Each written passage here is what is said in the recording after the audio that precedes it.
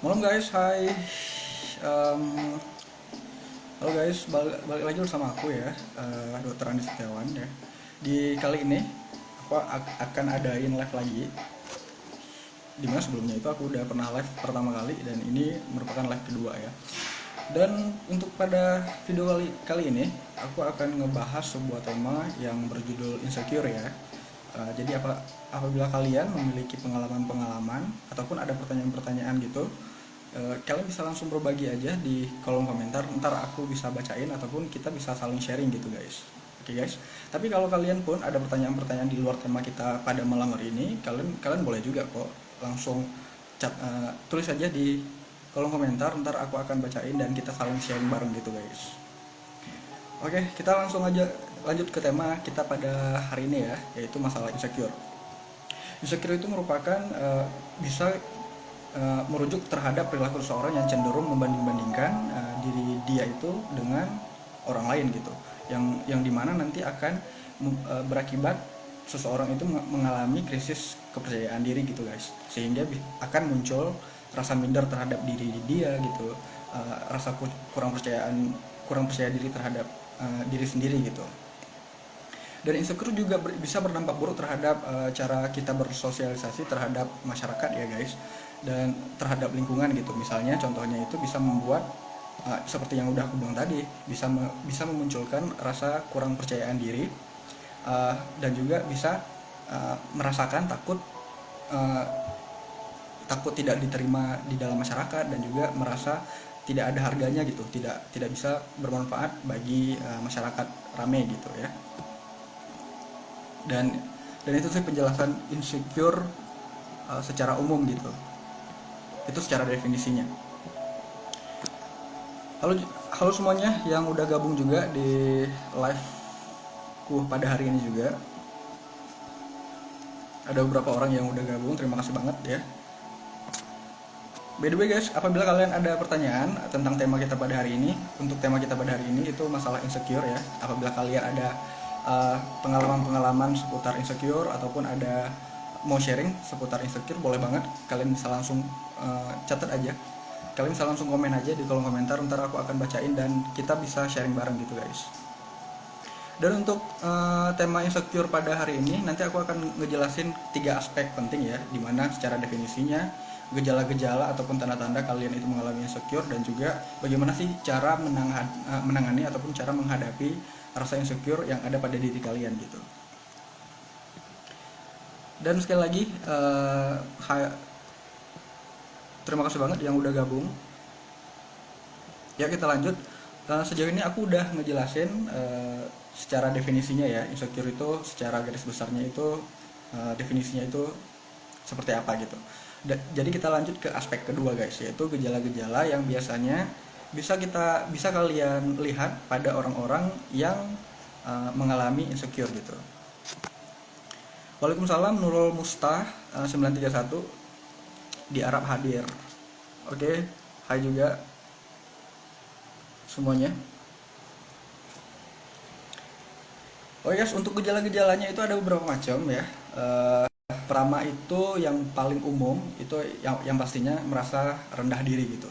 Biasanya orang-orang yang insecure itu selalu merasa diri dia itu lebih rendah daripada orang lain. Ya sebenarnya bagus sih kita itu merasa rendah diri, tapi tidak harus sangat-sangat merendah gitu ya. Misalnya ada orang yang bilang kamu baik banget sih bla bla bla ini itu gitu ya, segala macam gitu ya. Terus kita merasa menolak akan hal itu gitu ya. Ya sebenarnya bagus sih merendahkan diri, itu lebih bagus, lebih kepada kita itu tidak ingin sombong gitu ya. Ya bagus kalau misalkan memang tujuannya gitu. Tapi kalau misalkan memang kita insecure terhadap hal itu, akan lebih bagus respon kita itu lebih lebih biasa aja.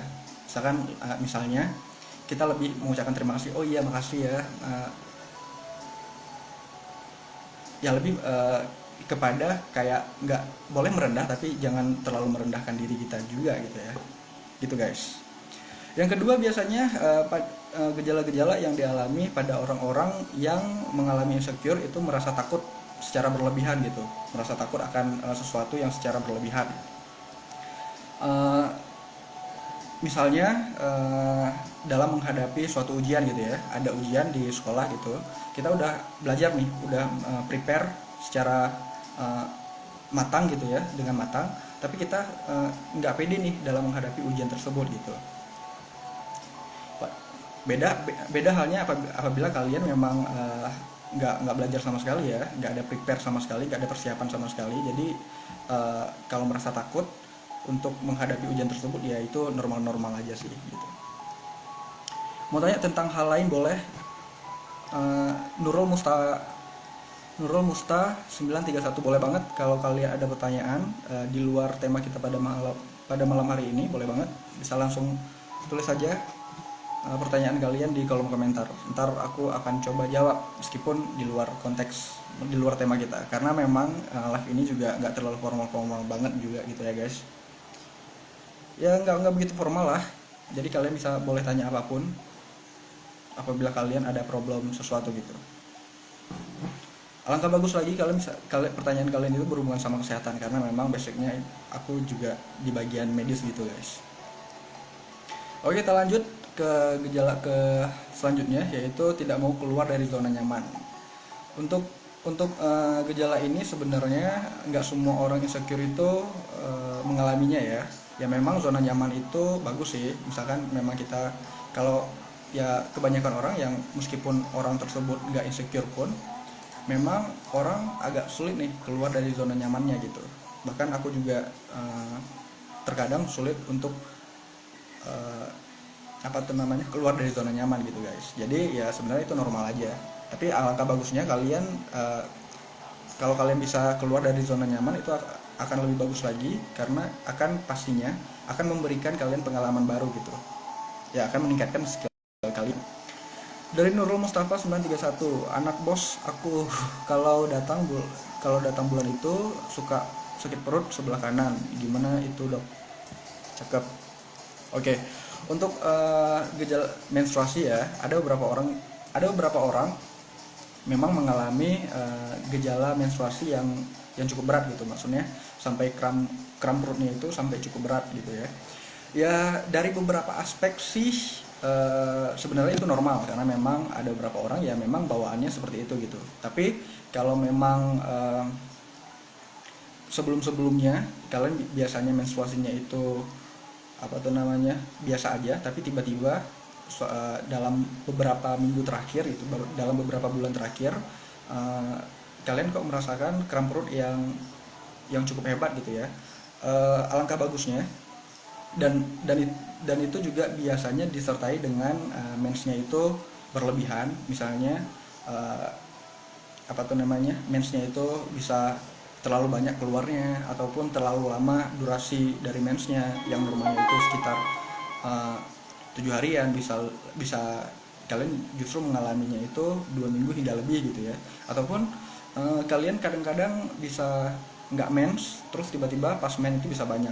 Alangkah bagusnya kalian bisa langsung periksa aja ke dokter, karena memang ada beberapa penyakit seperti misalnya miom ataupun fibroid gitu ya, yang tumbuh di area rahim kalian, yang mempengaruhi siklus menstruasi kalian. Jadi kalau memang merasa kram perut yang cukup hebat, alangkah bagusnya sesekali kalian boleh konsultasi ke dokter kandungan untuk diperiksa nih, bisa di USG atau lakukan pemeriksaan penunjang yang lainnya untuk memastikan apakah anatomi dari rahim kalian itu normal ataukah enggak. Dari M Madarang, selamat malam from the Philippines ya, welcome juga maksudnya. Dari Cilpi Pox, temannya mental health kah? Ya sejauh ini dari teman-teman dekatku itu nggak ada sih yang, sejauh ini belum ada ya yang mengalami mental health gitu. Ya maksud mental health-nya itu nggak ada yang sampai mengalami gangguan mental yang cukup berat ya. Kalau yang ringan-ringan, kalau sebatas depresi ringan ataupun stres ringan, itu adalah semua orang pasti mengalaminya gitu. Dari Dito 2512, dok, saya mau tanya, ibu saya kakinya bengkak dan memerah, itu kenapa ya dok? Untuk kaki bengkak dan juga memerah itu luas banget ya. Kalau misalkan memang kita patokannya itu gejalanya itu, pertama itu kita harus lihat dulu bengkaknya itu di sendi atau keseluruhan dari kakinya gitu. Maksudnya bengkaknya itu eh, apa tuh namanya, literally satu regio aja, satu bagian kaki tersebut seluruhnya, atau cuman bagian-bagian sendi-sendi tertentu biasa. Kalau misalnya memang bengkaknya itu dan juga merahnya itu di area sendi, itu biasanya kemungkinan cenderung kepada pasien-pasien yang asam uratnya tinggi gitu ya. Nah, kamu harus tanya juga nih sama ibumu apakah ada riwayat asam urat ataukah enggak.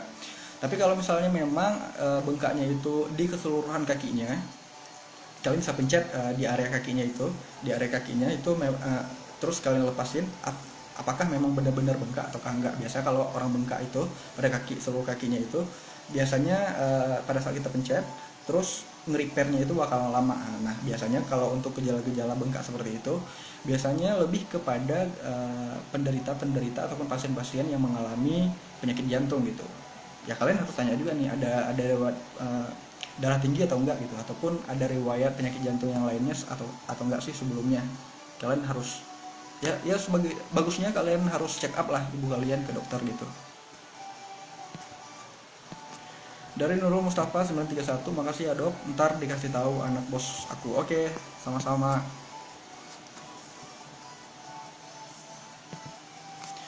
Oh iya, sebagai kalian yang baru gabung, kenalin ini merupakan live kedua aku, dan di sini juga aku akan ngebahas seputar insecure gitu ya, dimulai dari definisinya, gejalanya, dan juga cara menangani insecure tersebut.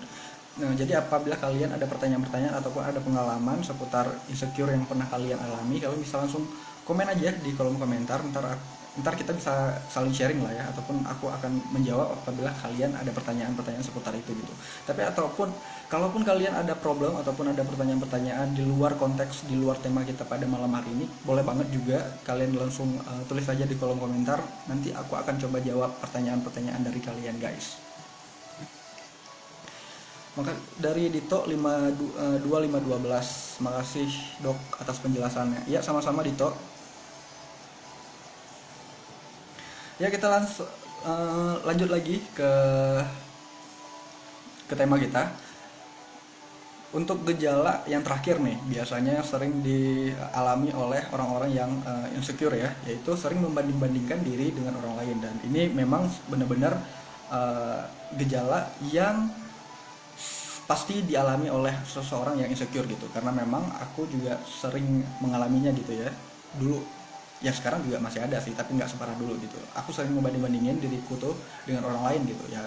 Terlihatnya itu seperti rumput tetangga itu lebih hijau daripada rumput kita gitu ya guys ya gitu ya.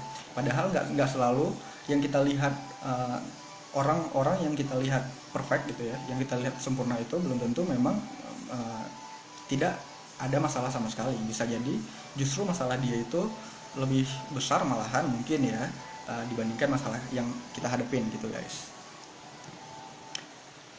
Oke, dari Sri_SC, dok, cara menaikkan berat badan dok. Saya sudah makan banyak, berat badannya masih sama, malah kalau sering beraktivitas badan tambah kurus dan lemas. Nah, kalau masalah cara menaikkan berat badan sebenarnya aku udah bikin videonya di channel YouTube aku. By the way, bagi kalian yang nggak tahu nih, aku punya channel YouTube juga, namanya itu Andy Setiawan. Dan ada Instagram Andy Setiawan juga sih selain second account ini gitu. Aku ada Instagram utama yang sebenarnya kalau dibandingin ya lebih aktif ini sih. Balik ke topik dari Strik tadi ya. Untuk cara menaikkan berat badan itu sebenarnya ada dua konteks yang kalian harus perhatiin, input dan juga output. Yang masuk, nutrisi yang masuk, dan juga kalori yang terbakar gitu maksudnya. Simpelnya seperti itu. Jadi kalau memang untuk berat badan itu sendiri ada dua garis besar sih yang harus kalian perhatiin. Berat badan kalian itu dipengaruhi karena faktor genetika atau karena faktor penyakit gitu. Karena memang ada beberapa penyakit itu yang membuat berat badan kita itu menurun gitu. Badan kita itu makin kurus gitu. Ada beberapa penyakit yang seperti itu. Contohnya itu seperti penyakit-penyakit HIV, seperti penyakit kanker, seperti TBC, dan juga ada beberapa penyakit yang lainnya juga gitu yang mempengaruhi berat badan seseorang itu akan makin menurun dari setiap waktunya gitu. Tapi kalau memang kurus kalian itu karena faktor genetik ataupun karena uh, apa tuh namanya, nutrisi kalian yang kurang tepat gitu ya, itu kalian bisa akalin. Biasanya yang kayak rumus yang udah aku bilang sebelumnya ya, input dan juga output. Input tuh harus lebih besar dibandingkan output yang keluar gitu. Maksudnya nutrisi yang masuk itu harus lebih besar dibandingkan kalori yang terbakar dalam satu hari itu gitu ya. Jadi yang em, untuk mengakalinya, yang pastinya kalian harus makan 5 sehat 5 4 sehat 5 sempurna lah ya guys. Jadi makanan-makanan yang memang bernutrisi tinggi untuk ngebantu menaikkan berat badan kalian, dengan catatan makanan yang masuk itu harus lebih banyak dibandingkan pekerjaan kalian. Misalnya kalau kalian apa tuh namanya, menjalani pekerjaan-pekerjaan yang berat, otomatis kalian harus imbangi juga. Kalau bisa uh, harus lebih membuat tubuh kalian itu makan nutrisi-nutrisi lebih banyak dibandingkan hari-hari biasanya, hari-hari dimana aktivitas kalian itu tidak terlalu berat gitu.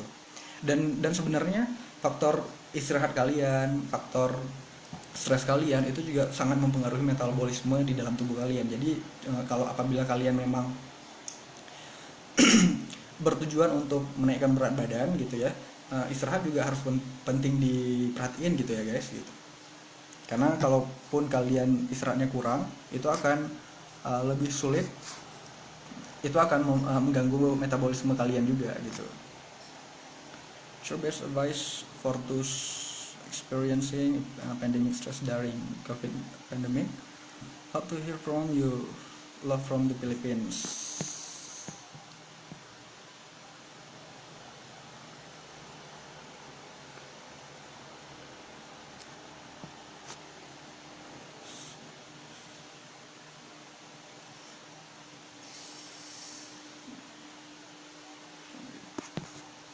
Ini ada pertanyaan lagi dari Zulfikar Hanum.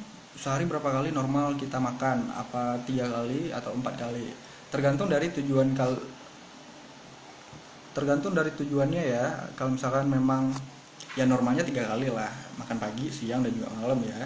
Tapi kalau misalkan memang tujuan kalian itu untuk diet, ya yang pastinya kalian apapun tujuan, ya menurutku apapun tujuan kita mau meningkatkan berat badan ataupun menurunkan berat badan, ya makan seharusnya tetap 3 kali sehari gitu.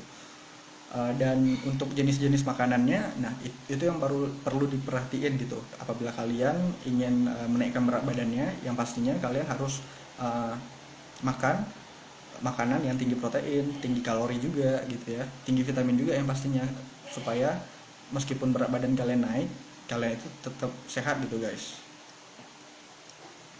Tapi kalaupun tujuan kalian itu untuk menurunkan berat badan, ya makannya tetap 3 kali sehari, agar cuman porsi makannya itu yang dikurangi, kalorinya itu harus dikurangi, proteinnya itu harus ditingkatkan, dan vitaminnya juga harus banyak gitu. Dari Nurul Mustafa 931, dok di sini sekarang lagi musim dingin. Nah aku alergi dingin, jerawat aku tumbuh terus dok, cara tanganinya gimana? Nah untuk kalau kalian alergi dingin, biasa atau mengalami alergi apapun ya, itu cara menanganinya itu hindari faktor alerginya. Tapi biasanya untuk menghindari faktor alerginya itu susah bagi orang-orang yang memiliki alergi, terutama alergi cuaca gitu ya. Ya kalau misalkan alergi makanan ya lumayan mudah lah dihindari gitu ya, tinggal jangan dimakan aja makanan tersebut. Tapi kalau misalkan memang alergi cuaca gitu, misalkan alergi dingin, itu agak sulit dihindarinnya. Paling kita bisa ngakalinnya seperti ngakalinya dengan ya kita harus menghangatkan tubuh gitu, harus nggak jauh-jauh dari perapian. Kalaupun kita keluar harus pakai pakaian-pakaian yang cukup tebal, yang bisa menghangatkan tubuh kita gitu. Yang pastinya tubuh kalian harus tetap hangat dong untuk menghindari dingin gitu, karena memang kalau cuaca itu ya sulit dihindarin sih ya. Ya usahakanlah kalau misalkan memang nggak penting-penting banget untuk keluar rumah, ya kalian jangan keluar rumah, di dalam aja, dekat-dekat perapian aja gitu. Kalau untuk jerawat, aku tuh jerawat aku tumbuh terus. Ya biasanya memang kayak gitu ya. Di pada saat cuaca yang dingin itu memang kebanyakan orang ada bakat untuk tumbuh jerawat lebih banyak dibandingkan di musim panas. Untuk cara tanganinnya, kalian bisa gunain skincare yang cocok buat wajah kalian, dan juga inilah lakuin olahraga lah, karena biasanya untuk kalau keringat kalian bagus, metabolisme kalian bagus, eh, keringat kalian keluar terus gitu ya pada saat olahraga tersebut ya, itu juga bisa membantu agar pori-pori kalian itu selalu bersih dari kotoran-kotoran, karena memang salah satu faktor tumbuhnya jerawat yaitu pori-pori yang kotor ya. Dan juga aku juga pernah bikin salah satu video, salah satu penyebab jerawat gitu ya, salah satu faktornya itu adalah dari makanan justru guys. Jadi apabila kalian nggak bisa kontrol makanan, terutama makanan-makanan yang tinggi akan kadar kalori dan juga lemaknya, itu justru bisa membuat kalian itu mudah untuk tumbuh jerawat gitu.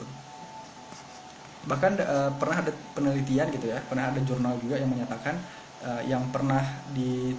dan pernyataan ini pernah ditanyain juga gitu pada 1000 dokter ahli kulit yang ada di Amerika gitu ya, dan 75% mengatakan bahwa memang makanan itu juga cukup berimpact terhadap tumbuhnya jerawat yang ada di wajah kita gitu ya, terutama di wajah kita. Meskipun jerawat-jerawat itu sebenarnya nggak hanya muncul di wajah sih, bisa di leher juga, bisa di badan juga, bisa di area-area tubuh yang lainnya juga gitu. Jadi jerawat itu nggak hanya tumbuh di wajah ya guys.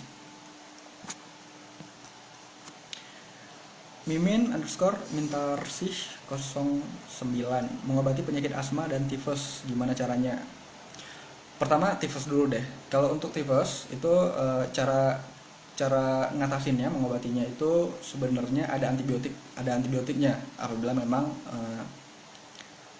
memiliki gejala-gejala yang cukup parah gitu ya. Tapi apabila ada orang juga yang memiliki penyakit tifus yang karena tubuh dia itu masih bagus gitu, maksudnya imun dia itu masih bagus, biasanya tertangani sendiri dari imunnya. Tapi memang kebanyakan orang itu sampai dirawat inap kan saat udah pas dicek itu positif tipes gitu ya. Dan tipes itu sebenarnya ada antibiotiknya sih. Biasanya kalau kalian ke dokter, diinfus, dirawat, biasanya dokter pasti akan memberikan antibiotik tipes, antibiotik untuk menangani penyakit tipes kalian. Nah, untuk mengobati penyakit asma ini, untuk mengobati penyakit asma, kalian harus cari tahu dulu nih penyebab dari asma kalian. Asma kalian itu disebabkan karena alergi ataukah enggak? Atau pertama, disebab asma kalian itu memberat karena alergi ataukah enggak? Yang kedua, asma kalian ini kambuhnya apakah kalian itu sedang batuk ataukah enggak, maksudnya kan sedang mengalami infeksi saluran pernapasan ataukah tidak gitu ya. Kalau misalkan memang kalian asmanya itu dikarenakan alergi ya caranya hindari alergi agar tidak asmanya kambuh. Kalaupun asma kalian kambuh, kalian kalau untuk asmanya itu, kalau biasanya untuk pasien-pasien asma itu bisa digunain obat-obat semprot gitu guys, obat hisap kayak gitu untuk menangani asma yang sedang dia milikin gitu ya. Tapi ada juga misalnya asma yang berat kayak gitu, langsung biasanya pasien-pasiennya itu langsung ke IGD untuk bisa diasepin gitu. Itu lebih ke ini aja sih, penata laksanaan emergensinya aja, penata laksanaan awal. Tapi untuk merecovery sehari-harinya biasanya bisa pakai obat hisap ataupun obat-obatan minum. Karena memang ada obat untuk mengatasi asma itu tidak hanya dengan obat hisap ya, ada juga beberapa alternatif, yaitu obat minum untuk mengobati penyakit asma. Dan balik lagi ya, asma ini biasanya yang disebabkan karena asma yang disebabkan oleh alergi biasanya tidak akan hilang total ya, itu akan ada terus seumur hidup. Beda biasanya sesak nafasnya itu diakibatkan karena penyakit saluran pernapasan yang terjadi sebelumnya gitu. Contohnya misalnya dia pernah mengalami tuberkulosis TBC sebelumnya, dan itu kan berpengaruh terhadap paru-parunya, karena memang dari penyakit TBC sebelumnya akan berimpact dari kinerja paru-paru dia sekarang gitu. Dan itu biasanya pasien-pasien yang post TB gitu, post TBC biasanya juga sering mengalami asma gitu. Jadi kenali dulu nih, asmanya itu karena alergi ataukah karena penyakit-penyakit yang sebelumnya, penyakit infeksi saluran pernapasan sebelumnya gitu. Dan biasanya sesak nafas yang diakibatkan karena penyakit infeksi saluran pernapasan sebelumnya biasanya itu lebih menetap. Biasanya sesaknya itu bakalan terus menerus lah, maksudnya nggak kayak asma karena alergi ya. Biasanya asma karena alergi itu juga bakalan dialami seumur hidup, akan tetapi asmanya itu hanya akan kambuh pada saat dia terpapar dari alerginya ini. Apabila dia tidak terpapar dari alerginya, misalkan dia alergi debu, tidak terpapar sama debu, ya dia tidak asma gitu. Tapi berbeda dengan sesak nafas yang dialami oleh penderita-penderita yang pernah mengalami TBC ya. Biasanya asmanya itu ada terus, cuman nanti akan memberat pada saat dia sedang mengalami infeksi-infeksi saluran pernapasan yang lainnya, itu akan lebih memberat. Tapi kalaupun nggak ada infeksi saluran pernapasan pun, karena memang kinerja parunya itu sudah berkurang, dia juga tidak akan bernapas seperti orang normalnya gitu ya. Dari Nurul Mustafa 931, ya mungkin dok, aku di sini mungkin kambing apa nih, makan kambing setiap hari, apa iya karena itu ya? Ya seperti yang udah aku bilang ini ya, kalau nggak salah yang tentang jerawat tadi ya. Makan kambing itu ya pastilah salah satu penyebab. Kalau menurutku ya, kalau makan kambing itu tergantung dari pengolahan kambingnya ya. Apalagi kambingnya aja nih itu memiliki kadar lemak yang cukup tinggi ya. Apalagi kalau kalian olah kambingnya itu dengan rempah-rempah yang dengan cara yang nggak healthy gitu, maksudnya ya dengan memakai santan ataupun minyak yang banyak gitu ya. Itu ya pasti cukup berpengaruh lah terhadap pertumbuhan dari jerawat kalian, karena memang yang udah sebelumnya kan, bahkan 75% dari 1000 dokter yang pernah dilontarkan pertanyaan apakah faktor makanan itu berpengaruh terhadap tumbuhnya jerawat ya ahli kulit di Amerika juga sangat-sangat setuju gitu kalau memang salah satu penyebab tumbuhnya jerawat itu merupakan dari faktor makanan gitu ya. Oke, Nurul Mustafa 931, dokter cakep bukan Nurul Mustafa. Oh iya, Nurul Musta maksudnya. Iya, sorry. Nurul Musta 931.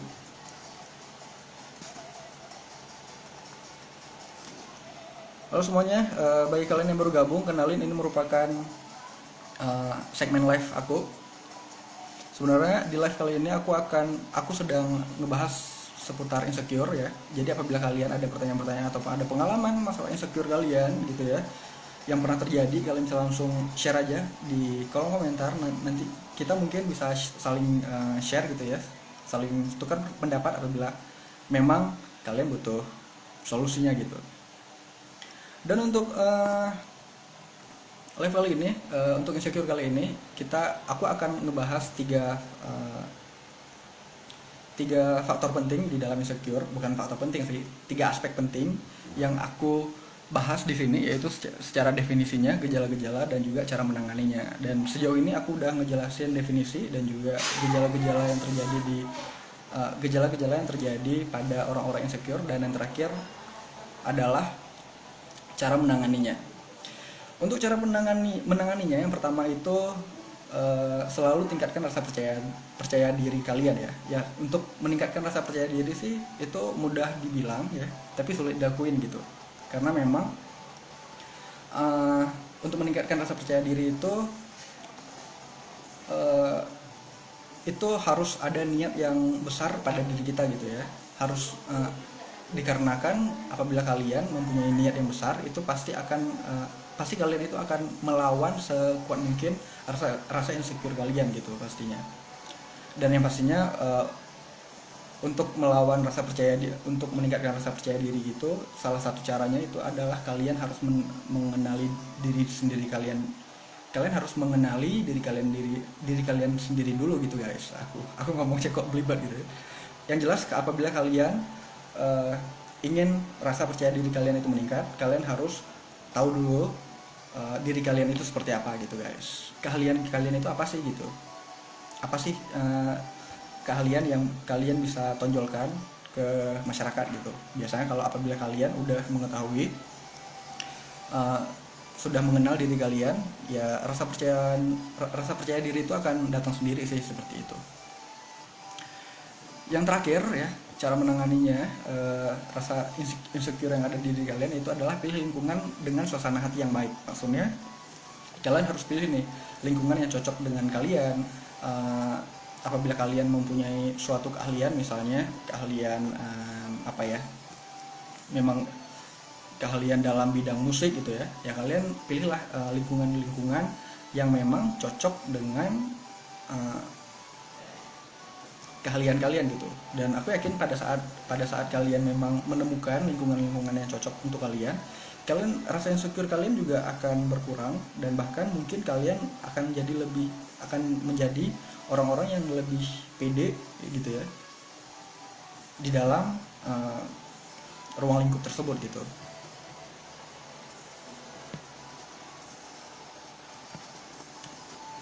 Halo semuanya yang baru gabung,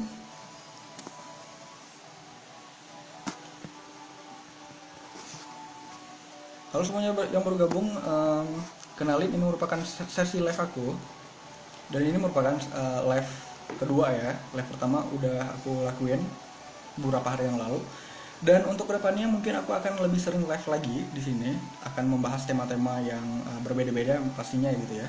Dan di tema kali ini aku sedang membahas insecure sih ya gitu. Jadi apabila kalian ada pengalaman ataupun ada pertanyaan-pertanyaan seputar insecure, kalian bisa langsung komen aja di bawah.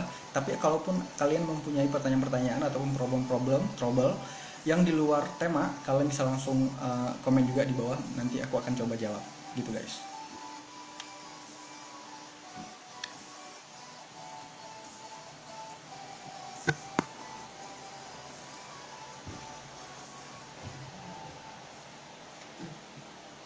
Oke guys, sepertinya udah 30 menit aku menemani kalian gitu ya. Dan untuk sekarang aku undur diri dulu. Dan untuk kedepannya mungkin aku akan live lagi, nggak tahu kapan. Yang jelas kalau misalnya aku live lagi, aku akan informasikan ke kalian lewat IG story dulu gitu ya, untuk menginformasikan kalian bahwa aku akan live lagi gitu. Karena memang aku live ini akan disesuaikan juga dengan jadwalku, dengan pekerjaanku ini, agar tidak mengganggu pekerjaan juga gitu ya guys. Dan bagi kalian yang yang apa tuh namanya, yang baru tahu Instagram ini, kenalin, aku adalah Dr. Andi Setiawan yang memiliki 2 Instagram sebenarnya ya. Ini merupakan second account aku. Instagram pertama aku itu adalah ND Setiawan. Kalian bisa langsung kalian bisa cek juga Instagram aku, dan aku juga sebenarnya punya YouTube juga. Dan nama YouTubeku itu ND Setiawan. Kalian bisa langsung cek aja di YouTube. Di situ berisi informasi-informasi, khususnya itu informasi-informasi seputar kesehatan. Dan di sana juga udah ada puluhan video ya. Kalian bisa langsung cek-cek aja. Mungkin ada beberapa video yang cocok buat kalian gitu ya. Kalian bisa langsung cek aja di channel YouTubeku gitu. Dan apabila kalian ada pertanyaan-pertanyaan, kalian bisa langsung komen aja di kolom komentar ataupun di DM aku untuk tema-tema selanjutnya gitu guys. Oke guys, sekian dulu untuk live kali ini. Bye bye.